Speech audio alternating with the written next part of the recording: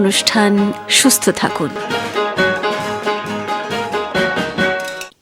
নমস্কার, সুস্থ থাকুন অনুষ্ঠানে আপনাদের সবাইকে স্বাগত জানাই। আপনারা একটা জিনিস জানেন, এই যে আমরা নড়াচড়া করি, কথা বলি, বিভিন্ন ধরনের কাজকর্ম করি, কখনো ভালো থাকি, কখনো বা থাকি না, এই পুরোটাই আমাদের নিয়ন্ত্রণ করে আমাদের শরীর এবং মন দুটো একসঙ্গে। আমাদের শরীর যেমন খারাপ হয়, মনও তেমন খারাপ হয়। আমাদের শরীরের যেমন অসুখ হয়, মনেরও অসুখ হয়। অসুখ হলে কি প্রয়োজন আমাদের শরীরের চিকিৎসা, তেমনি মন খারাপ হলেও প্রয়োজন কি মনের শুশ্রূষা বা মনের চিকিৎসা। নানাভাবে সে কাজগুলো করা যায়। তো আগামী 10ই অক্টোবর বিশ্ব মানসিক স্বাস্থ্য দিবস, খুবই গুরুত্বপূর্ণ একটা দিন এখনকার সময়ের পরিপ্রেক্ষিতে।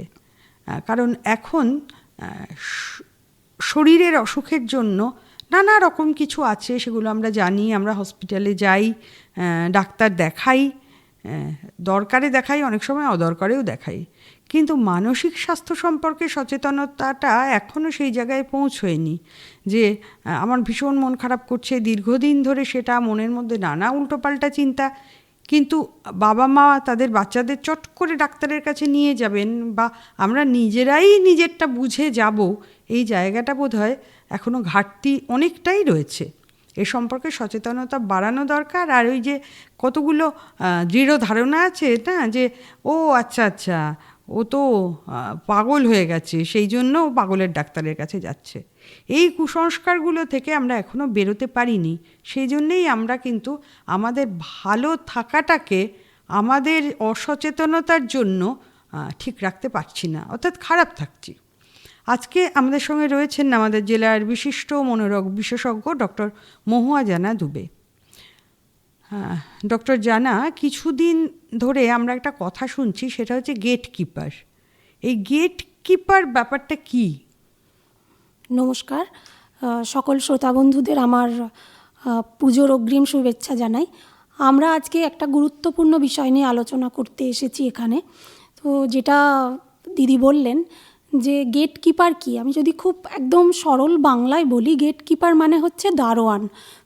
দারোয়ান মানে কি, ধরুন আমার যদি জীবনটাকে বা আমার শরীরটাকে একটা কোনো বডিটাকে একটা কোনো জায়গা ধরি, যেটাতে ঢোকার জন্যে কিছু, ধরুন মন খারাপ আমার শরীরে ঢুকবে বা কোনো শরীরের কোনো অসুস্থতা ঢুকবে, তাকে আমরা আটকানোর জন্য কি করি? যেমন ধরুন কিছুদিন আগে কোভিড এসেছিল, তার জন্য আমরা ভ্যাকসিন নিয়েছিলাম।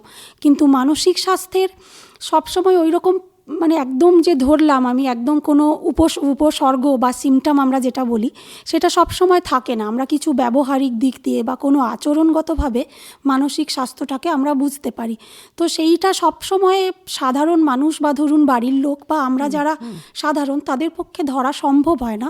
তো সেইটার জন্যে কিছু সচেতনতামূলক প্রোগ্রাম বা ধরুন অ্যাওয়ারনেস যেগুলোকে আমরা বলি, সেগুলোর মাধ্যমে আমরা যদি সাধারণ মানুষের মধ্যে সেই ধারণাটা ছড়িয়ে দিতে পারি যে কি হলে আমাদের, যেমন আমরা শরীরে ধরুন জ্বর হলো, আমরা ডাক্তারবাবুর কাছে গেলাম, তেমনি মানসিক স্বাস্থ্য সম্বন্ধে আমরা যদি জানি যে এইগুলো যদি হয় কারোর মধ্যে, ধরুন সবসময় যে পেশেন্ট বলবে বা কোনো আমার কাছের মানুষটি বলবে আমার মন খারাপ বা আমার মনের এই কষ্ট হচ্ছে, সেটা কিন্তু নয়।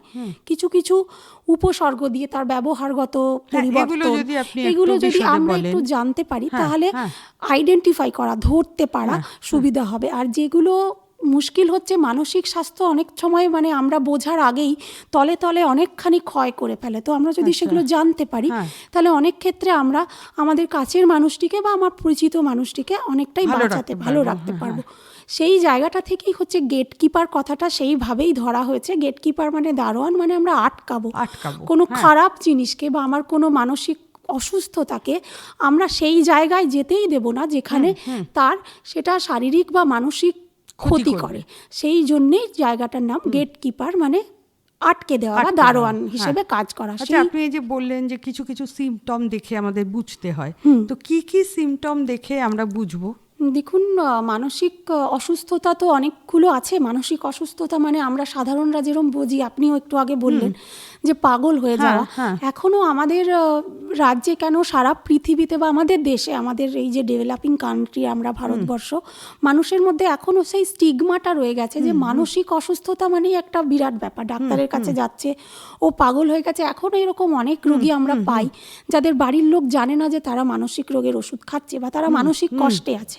সেই স্টিগমাটা কাটানোটা কিন্তু সবার দায়িত্ব, শুধু নয় কি আমরা মানসিক স্বাস্থ্য নিয়ে যারা কাজ করি তাদের, সারা সমাজের দায়িত্ব। না এটা যদি না আমরা যদি সেটা না জানি, তাহলে আপনাদের কাছে আমরা সেই লোকটিকে নিয়ে পৌঁছবো কি করে? আমি সেটাই বলতে চাইছি যে আমরা অনেকখানি পরে আসছি। তার আগে অনেক কটা লেয়ার থাকে। প্রথমে বাড়ির লোক, তার আশেপাশে পরিচিত, তারপরেও টিচার্সরা বা ধরুন যারা সমাজে একটু যাদের একটু ইনফ্লুয়েন্স আছে তাদের দিয়ে, যে কিছু আমরা কমন যে রোগগুলো আমরা পাই, যেগুলোর জন্যে অনেকখানি ডেইলি কোয়ালিটি অফ লাইফ, আমি সারাদিন কিভাবে চলবো, কথা বলবো, সেটা হ্যাম্পার হয়। যেমন ধরুন মেন হচ্ছে ডিপ্রেশন। আবার ডিপ্রেশন অনেক সময় এরকম হয় যে বাইরে থেকে মানুষটা হাসি খুশি নর্মাল কাজকর্ম করছে, কিন্তু তার কাছের লোকরা বুঝতে পারছে সে হয়তো একটু স্বভাবগতভাবে তার মধ্যে একটু পরিবর্তন হয়েছে। যেমন কথা, তার হঠাৎ করে সে খুব হয়তো কথা বলতো, কথা খুব হাসি খুশি ছিল, হঠাৎ করে হয়তো সে একটু গুটিয়ে গেল, সে বেশি কথা বলছে না, কিছু ব্যবহারগত চেঞ্জ, অর্থাৎ খুব বিরক্ত হচ্ছে, খুব রেগে যাচ্ছে, কথায় কথায় তুচ্ছ কথায় রাগ করছে, জিনিসপত্র ভাঙচুর করছে, বা এরকম হয়তো কখনো বলল যে আমি না থাকলেই বা কী যায় আসে। মানে একটা যে তার মধ্যে যে একটা হোপলেসনেস, যে একটা নিরাশাজনক কথাবার্তা, এগুলো কিন্তু সবসময় যে একদম 1-to-1 পেশেন্ট বলবে এরকমও নয়। হয়তো 10টা কথার মধ্যে একবার বলে ফেললো যে আমি না থাকলেই বা কারোর আমি না থাকলেই বোধহয় ভালো হয়। তো এইগুলো ছোট ছোট আমরা যেটা বলি। আরেকটা যেটা আমাদের কিন্তু মেন্টাল ইলনেস কিন্তু খুব ক্রনিক না হলে বা কখনো কোমরবিডিটিস আমরা যেগুলোকে বলি, তার সঙ্গে সঙ্গে আরও কিছু অসুস্থতা না থাকলে হঠাৎ করে কোনো মেন্টাল ইলনেসের জন্য পেশেন্ট মারা গেছে এরকম কিন্তু কম। সেখানে মেন সমস্যা যেটা আমাদের কাছে দাঁড়িয়ে যায় সেটা হচ্ছে সুইসাইড বা আত্মহত্যা। আমরা এখনও অনেকের মধ্যে ধারণা আছে সুইসাইড নিয়ে, কিছু ভ্রান্ত ধারণা, যেগুলো আমি আজকে আপনাদের এই সুন্দর প্রোগ্রামের মাধ্যমে বলতে চাই। যে অনেকে ভাবেন যে যারা বলে তারা সুইসাইড করে না, যদি কেউ বলে তার মানে তার সুইসাইড সে ভয় দেখাচ্ছে, কিন্তু না, ব্যাপারটা একদমই উল্টো। যারা বলে তারা কোথাও না কোথাও মনের মধ্যে সুইসাইড করা তাদের মধ্যে ধারণা থাকে। এটা একদমই ঠিক নয় যে বললে পোষণ করে, সে মনের মধ্যে কোথাও সেই ইচ্ছেটাকে সে লালন পালন করছে। বা আরেকটা আছে যে সুইসাইড হতোই, কিছু করার ছিল না, তা কিন্তু নয়। আমরা বলি যে 100টার মধ্যে 100টা সুইসাইডই প্রিভেন্টেবল যদি আমরা একটু সচেতন হই, সেটা সব লেভেলে। আরেকটা হচ্ছে সুইসাইড করলো একবার, যদি কেউ সুইসাইড করছে মানে তার আর বাঁচার ইচ্ছে নেই, এটা একদমই ভুল। অনেক সময় দেখি আমরা, আমাদের কাছে অনেকে আসে হাত কাটছে, অ্যাটেম্প্ট নিচ্ছে, কিন্তু অনেক সময় সেটা হতে পারে ক্রাই ফর হেল্প। ও হয়তো কিছু কারণে অ্যাটেনশনটা ড্র করতে চাইছে, যে চাইছে তার কষ্টটা মানুষ বুঝুক, সেটা বোঝানোর যখন কোনো রাস্তা পাচ্ছে না তখন হয়তো সে নিজেকে আঘাত করছে যাতে লোকে বুঝতে পারেছে যে মানসিক কষ্টে আছে। তো এই ধারণাগুলো যদি আমরা একটু ভাঙতে পারি, সামাজিক একটু সচেতনতা বাড়াতে পারি, তাহলে অনেককে কিন্তু আমরা এই সুইসাইড নামক এই ভয়ঙ্কর ফেটটা থেকে রক্ষা করতে পারবো। আর মেন যে রোগগুলোতে আমরা সুইসাইড দেখি, যেটা হচ্ছে একটা বাইপোলার ডিসঅর্ডার, যারা হঠাৎ হঠাৎ খুব কথা বলছে, হঠাৎ করে আবার খুব ডিপ্রেসড হয়ে গেল, খুব চুপচাপ। আর একটা ক্রনিক ইলনেস আছে, মানে দীর্ঘ দিন ধরে চলে, যেটা হচ্ছে সিজোফ্রেনিয়া। সিজোফ্রেনিয়া কিন্তু খুব কমন, যাকে আমরা রাস্তায় অনেকে দেখি, অনেকে ওই একা একা কথা বলছে, প্রচণ্ড নোংরা, নিজের খেয়াল রাখে না, এরা কিন্তু অনেক সময় সিজোফ্রেনিক। আর একটা কমন কজ যেটা আজকের দিনে আমার মনে হয় খুবই একটা ইম্পর্টেন্ট কজ, সেটা হচ্ছে ড্রাগ অ্যাডিকশান। সেটা যে কোনো ধরনের ড্রাগ। এখন এত মানে অ্যাভেলেবিলিটি বেড়ে গেছে, আর ছোট ছোট মানে অ্যাডোলেসেন্ট বয়ঃসন্ধিকালীন বাচ্চাদের জন্য ওরা অনেক সময় নেশা করতে চায় না, হয়তো একটা দেখি কিরম হয়, ও করছে একটা অ্যাডভেঞ্চারের মতো, তো তারা হয়তো করতে গিয়ে তারপর আস্তে আস্তে নেশার মধ্যে ঢুকে পড়লো। আর এখন যেহেতু মোবাইলের যুগ, মোবাইলে নানা রকম রিলস বানানো, সবার থেকে একটা অ্যাপ্রিসিয়েশন পাওয়া, যে আমি একটা ছবি দিলাম এতজন লাইক করলো, যদি না লাইক করে তখন আমার মধ্যে যে শূন্যতাটা তৈরি হচ্ছে সেটা আমি কাউকে বোঝাতে পারছি না। দীর্ঘদিন ধরে ধরে ধরে ধরে তার মধ্যে সেটা জমা হচ্ছে, কিন্তু হয়তো যখন সে দেখলো সেটা কোনোভাবেই সে বের করতে পারছে না, কাউকে বলতে পারছে না। আর অনেক সময় আজকালকার দিনে কি সব নিউক্লিয়ার ফ্যামিলি, খুব বেশি কথা বলার লোক নেই, তো যখন সে বলতে বলতে পারছে না, তখন হয়তো একদিন হঠাৎ আবেগের বশেই বলুন করে ফেললো, তারপরে যদি সেটা তারপরেও সে অ্যাটেনশান না পায়, সে কিন্তু আরও ড্রাস্টিক পদক্ষেপ নিতে তখন কিন্তু তার আটকাবে না। তো সেই জায়গাটাই আমাদের আটকাতে হবে যে সচেতন হয়ে তাকে আমরা আর এগোতে দেব না। এই দুটো রোগ মেনলি আমরা আরেকটা বলি যে সুইসাইডের জন্য এই তিনটে নিয়েই মেনলি ড্রাগ অ্যাডিকশান তো আমি আজকে বলবো অবশ্যই।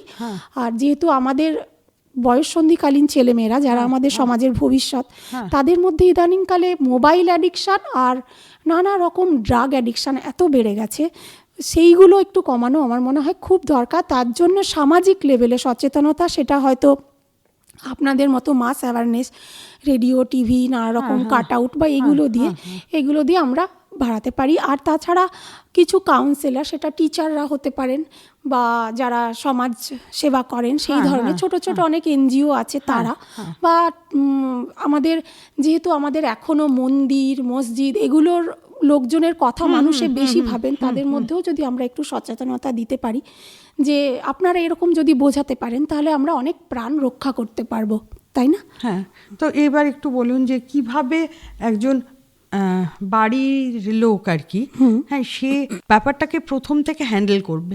মানে ধরুন ডাক্তারের কাছে গেল বা ডাক্তার অ্যাডভাইস দিলেন, তো সেটাও তো বাড়িতে এসে তাকেই দেখতে হবে, তাকে তারা হসপিটালে ভর্তি করে রেখে আসা হচ্ছে না। তো সেটা কেয়ার গিভার যিনি, হ্যাঁ, কাছের লোক যিনি, তিনি কিভাবে এ ধরনের পেশেন্টদের হ্যান্ডেল করবেন? প্রথম কথা আমি যেটা বললাম আগে, প্রথমে কিন্তু খুব বাড়াবাড়ি থাকে না, অনেক দিন ধরে যদি আমরা না বুঝতে পারি, আস্তে আস্তে তখন এমন একটা জায়গায় চলে যায়, তখন হয়তো ডাক্তারের কাছে না গেলেই নয়, সেক্ষেত্রে তাকে নানা রকম ওষুধ, ফার্মাকোথেরাপি যেটা আমরা বলি, ওষুধ দিয়ে চিকিৎসা, সেটার কিন্তু অনেক পরে আসে। তার আগে হয়তো প্রথমে যখন আমি বাচ্চাটাকে দেখছি যে বাচ্চাটা খুব ফোন দেখতো না, প্রচণ্ড ফোন দেখছে, একা থাকতে চাইছে, বন্ধুদের সঙ্গে মিশছে না, তার পছন্দের যে জিনিসগুলো যেটা হয়তো সে খেতে ভালোবাসতো সেটা সে খেতে চাইছে না, বা খেলাধুলা করতে চাইছে না কোনো, তার অনেক সময় কি হয় যে আমার পছন্দের জিনিসগুলো আমি আমার বন্ধুদের মধ্যে বিলিয়ে দিচ্ছি, কারণ আমার আর ওগুলো লাগবে না। তো এই ছোট্ট ছোট্ট চেঞ্জগুলো কিন্তু প্রথমে বাড়ির লোকজনের বা কাছের লোকজনেরই চোখে পড়ে, সেটা তার পছন্দের টিচার হতে পারেন বা বাবা মা হতে পারে। আচ্ছা, অনেক বাচ্চা তো হয় যে তারা বেসিক্যালি খুব ইন্ট্রোভার্ট।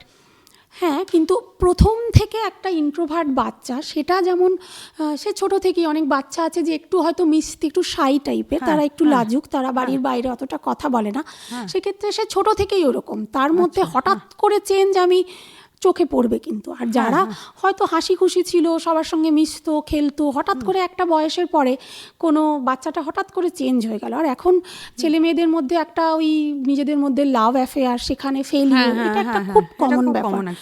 এইগুলো আমার মনে হয় ছোট থেকে বাবা মা, অনেক সময় আমি দেখেছি আমার ব্যক্তিগত অভিজ্ঞতায়, মারা বা বাবারা বলেন ও তো বাড়ি এসে কিছু বলে না, তার মানে আমি সেই র্যাপোটা বাচ্চার সঙ্গে বানাতেই পারিনি। বাচ্চা ভালো মন্দ যা হোক বলুক, আমরা যেটা বলি মানসিক স্বাস্থ্যের ক্ষেত্রে বলার থেকে শোনাটা জরুরি।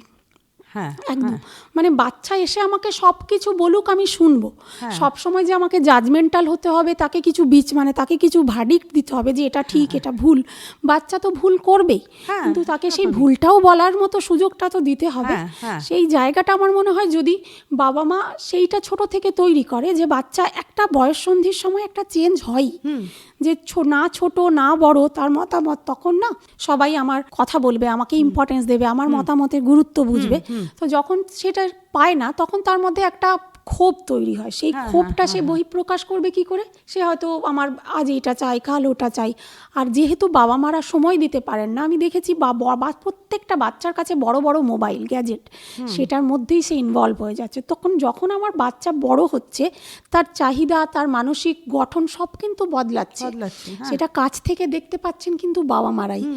বাচ্চা বড় হচ্ছে, ওর নিজের জগৎ আছে, অবশ্যই তাকে নিজের জগৎটাও দিতে হবে, কিন্তু সেই জগতে বাবা মার কিন্তু একটা ভাইটাল রোল আছে। বাবা মা বলুন, বা এখন তো নিউক্লিয়ার ফ্যামিলি, ভাই বোনও খুব বেশি থাকে না, প্রত্যেকে একা, সেক্ষেত্রে বাবা মাকেই তার বন্ধু হয়ে উঠতে হবে, তাকে বলতে দিতে হবে, সে কথা বলুক। শোনাটা জরুরি। নিউক্লিয়ার ফ্যামিলির বাচ্চা, আর সেইখানে এমন কোনো বাচ্চা যার হয়তো দাদু ঠাকুমা এরা আছে, সেখানে কি বাচ্চাটা মানে আরেকটু ভালোভাবে বড় হয়? দেখুন, সব কিছুর তো ভালো মন্দ আছে। নিউক্লিয়ার ফ্যামিলির যখন আমরা অনেক কিছু খারাপ দেখছি, জয়েন্ট ফ্যামিলির ভালো তো অবশ্যই বাচ্চা অনেকের মধ্যে বেড়ে ওঠে। কিন্তু কি বলুন তো, অনেক সময় বাবা মা, এটা হয়তো এটা আমি আমার কিছুটা ব্যক্তিগত মতামত বলছি, যে পারিবারিক শান্তিটা কিন্তু বাচ্চার বেড়ে ওঠার জন্য জরুরি। হয়তো মায়ের সঙ্গে ঠাকুমার একটা দ্বন্দ্ব, একটা বাবার সঙ্গে মায়ের সম্পর্ক ভালো নয়, এগুলো কিন্তু বাচ্চার বড় হওয়ার উপরেও কিন্তু অনেকখানি এফেক্ট পড়ে। সব কিছুরই ভালো মন্দ আছে। জয়েন্ট ফ্যামিলি অবশ্যই ভালো, কিন্তু তার মানে এই নয় যে নিউক্লিয়ার ফ্যামিলি সবই খারাপ। বাচ্চা যদি কথা বলতে পারে, আমার মনে হয় সেক্ষেত্রে বাচ্চা কিন্তু একটা সুন্দর শৈশব যদি পায়। সেক্ষেত্রে কথা না বলতে পারলে এখন এরমও হতে পারে যে দাদু ঠাকুমা আছেন, কথা বলছেন বাবার সঙ্গে, বা মা বাবারা আবার হয়তো দাদু ঠাকুমার কাছে গেলেন এলেন, এরকমও হতে পারে। তবে জয়েন্ট ফ্যামিলি যে খোলা মন, বাচ্চা যে সব সময় সবার কাছে বলতে পারে তা কিন্তু নয়। অনেক ইকুয়েশন তো ফ্যামিলির মধ্যে থেকেই যায়, সেইগুলো সব কিছু নিয়ে আমার মনে হয় এক একটা বাচ্চা কিন্তু এক এক রকম, সবাই আলাদা। কারোর সঙ্গে আমি যদি বলি আমার ছেলেবেলা এরকম ছিল, আমার ছেলের ছেলেবেলা কেন এরকম নয়, তা কিন্তু নয়। ওরা আলাদা, ওরা ছোট থেকেই আলাদাভাবে বড় হচ্ছে। পুরো সমাজটাই, সমাজ ব্যবস্থাটাই কিন্তু আস্তে আস্তে বদলাচ্ছে। আচ্ছা, এখনো অনেক সময় দেখা যায় সেটা হচ্ছে বাবা মা তাদের নিজেদের ইচ্ছেগুলো বাচ্চাদের উপর চাপিয়ে দিতে চান। হয়তো নিজের ডাক্তার হওয়ার ইচ্ছে ছিল, বাচ্চাটার কিন্তু একেবারে ইচ্ছে না, তার ইচ্ছে সিঙ্গার বা পেইন্টার হওয়ার। কিন্তু তিনি তাকে ডাক্তার বানাবেনি। হ্যাঁ, একবারে হলো না, দুবারে, তিনবারে, সে ধারাবাহিকভাবে পরীক্ষা দিয়ে যাচ্ছে, আর যতবার পাচ্ছে না তারও বেশি ফ্রাস্ট্রেটেড হয়ে যাচ্ছে। তার ভবিষ্যৎটাও আস্তে আস্তে চ্যালেঞ্জের মুখে পড়ে যাচ্ছে। একদমই। তো বাবা মার ঘাট থেকে এই ভূতটা কিভাবে নামানো যায়? এটা তো ছোট থেকেই বাবা মাকে বুঝতে হবে। আমি যে বললাম না, প্রত্যেকটা বাচ্চা ইন্ডিভিজুয়াল, প্রত্যেকের কিন্তু ক্ষমতা, বাচ্চাদের প্রত্যেকটা মানুষের একটা লিমিটেশনস আছে, ক্যাপাবিলিটি আছে। সে কতটা পারবে না, বাবা মা কিন্তু ছোট থেকে তাকে দেখছেন, আস্তে আস্তে বুঝছেন সবাইকে। যে এইটা আমার মনে হয় বাবা মার ছোট যখন বাচ্চা থাকে কিছু পেরেন্টিং কাউন্সিলিং বা একটু বোঝানো বা আমাদের দরকার। এখন অনেক বড় বড় শহরে বা বড় বড় জায়গায় পেরেন্টিং কাউন্সিলিং শুরু হয়েছে। যখন বাচ্চা স্কুলে ভর্তি হচ্ছে বা একটা স্কুল থেকে আরেকটা স্কুলে যাচ্ছে, তখন কিছু কিছু পেরেন্টাল কাউন্সিলিং বা পেরেন্টাল ট্রেনিং জিনিস হয়, যে বাবা মাকে বোঝানো যে আমার বাচ্চাকে আমি বাচ্চার মতো করে। দেখুন, একটা বাচ্চা যখন বড় হচ্ছে, সে যে সব ডিসিশানই ঠিক নেবে তা নয়, কিন্তু সে যে ডিসিশান নিতে পারে। আমিও তাকে 4টে অপশান দিলাম যে এইগুলো ঠিক আছে, তুমি এইগুলো বলছো, হ্যাঁ এটাও ভালো, তুমি এটাও ভেবে দেখতে পারো। এরকম নয় যে জোর করে চাপানো না, যে তুমি যেটা বলছো সেটাও ভালো, তুমি এটাও ভেবে দেখতে পারো। এটাও আমার মনে হয় খুব একটা খারাপ হবে না। বাচ্চাকে চয়েস করতে দিন, ভালো মন্দ বুঝতে দিন। শেষ অবধি কিন্তু এন্ড অফ দ্য ডে বাচ্চাই থাকবে একলা। বাচ্চা যদি কালকে ডাক্তারি পড়তে যায়, এখন চারদিকে যেরকম পরিস্থিতি, বাচ্চাকে কিন্তু একটা হস্টাইল এনভায়রনমেন্টের মধ্যে গিয়ে পড়তে হবে। প্রচণ্ড পড়ার চাপ, তারপরে পাশ করলে ডিউটির চাপ, তারপরে প্রফেশনাল স্ট্রেস, সেগুলো কিন্তু বাবা মা হ্যান্ডেল করতে পারবেন না, তখন বাচ্চাটাকেই হ্যান্ডেল করতে হবে। তো সুতরাং তাকে ভালো মন্দের বিচারটাই যদি না আমি করার সুযোগ দিই, তোমার এটা ভালো, তুমি এটা করবে, তাহলে কিন্তু তার নিজের কি বলবো, সিদ্ধান্ত নেওয়ার ক্ষমতাটা তৈরি হচ্ছে না। তো আমার মনে হয় বাবা মা যখন বাচ্চা বড় হচ্ছে, তখন আসলে কি বাবা মার মধ্যেও হয়তো না পাওয়াগুলো থেকে গেছে, সেই দুঃখটা, সেটা যতটা আমি নিজে পাইনি, আমার বাচ্চা আমার মতো, আমি যেটা পাইনি বাচ্চাকে দেব।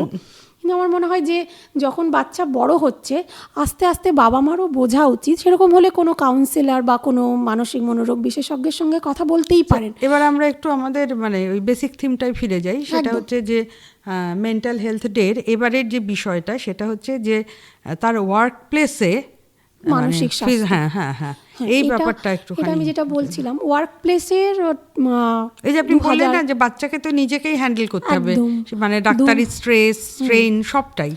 বিশ্ব মানসিক স্বাস্থ্য দিবস প্রত্যেক বছর 10ই অক্টোবর পালন করা হয়, আর এটা প্রত্যেক বছর একটা করে নতুন থিম দেওয়া হয়। এবছরের যে থিম, সেটা হচ্ছে কর্মক্ষেত্রে মানসিক স্বাস্থ্য। তো কর্মক্ষেত্র নিজের, আমার কাজের জায়গা কিন্তু আমার দ্বিতীয় ঘর। আমি বাড়িতে যতটুকু সময় কাটাচ্ছি ততটা বা তার থেকে কোনো ক্ষেত্রে বেশিও আমি কর্মক্ষেত্রে কাটাচ্ছি। সুতরাং আমার মানসিক স্বাস্থ্য, আমার মন ভালো না থাকলে আমি কিন্তু কাজ করতে পারবো না।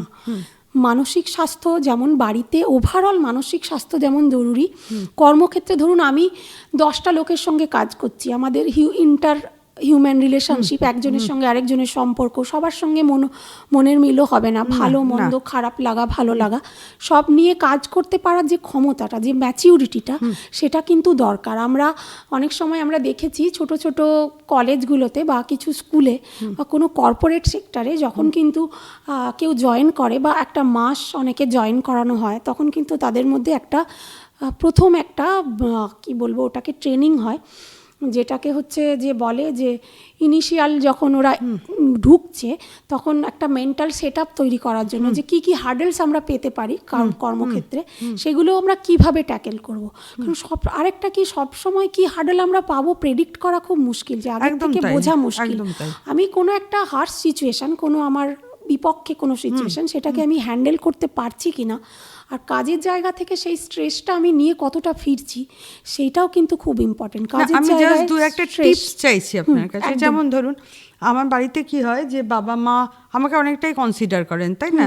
আচ্ছা আচ্ছা আমার বাচ্চা করেছে, ঠিক আছে, কিন্তু যেখানে আমি কাজ করতে যাচ্ছি সেখানে তো আমি ছোটও না যে তারা স্নেহ করবে, আমি বড়ও না যে তারা রেসপেক্ট করবে। সেখানে আমরা এক প্ল্যাটফর্মে দাঁড়িয়ে আছি। সেখানে ধরুন যে একজনের সঙ্গে আমার সম্পর্ক দেখা গেল যে ভালো হচ্ছে না, এবং তার যা মেন্টাল মেকআপ, মানে তার যা মানসিক চিন্তা ভাবনা আর আমারটা একেবারেই আলাদা।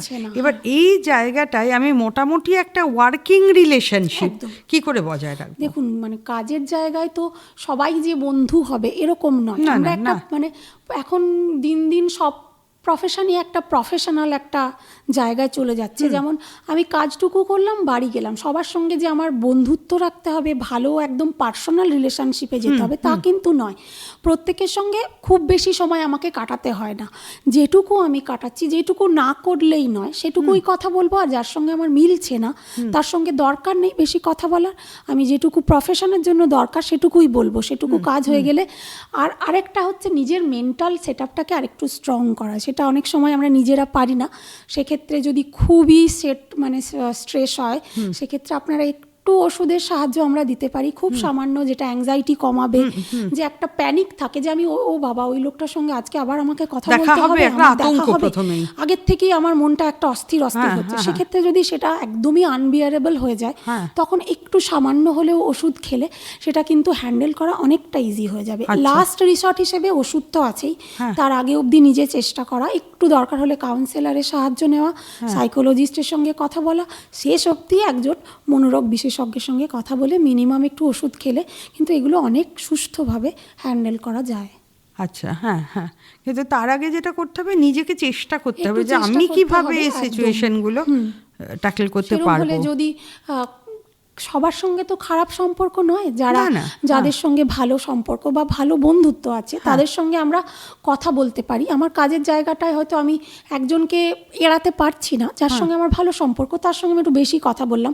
অনেক সময় বলতে পারলে, আমি যেটা বলি, শোনার লোকটার খুব অভাব। আমি হয়তো যার সঙ্গে আমার বলছে না তার সঙ্গে আমি কথা বলবো, তার আগে হয়তো আমি আমার 4টে বন্ধুর সঙ্গে একটু গল্প করে গেলাম, মনটা কিন্তু অনেকটা হালকা হলো। এরপর ওই লোকটার সঙ্গে কথা বলতে আমার অতটা বিরক্ত লাগবে না। তো এইগুলো ছোট ছোট টিপস, এগুলো করতে হবে।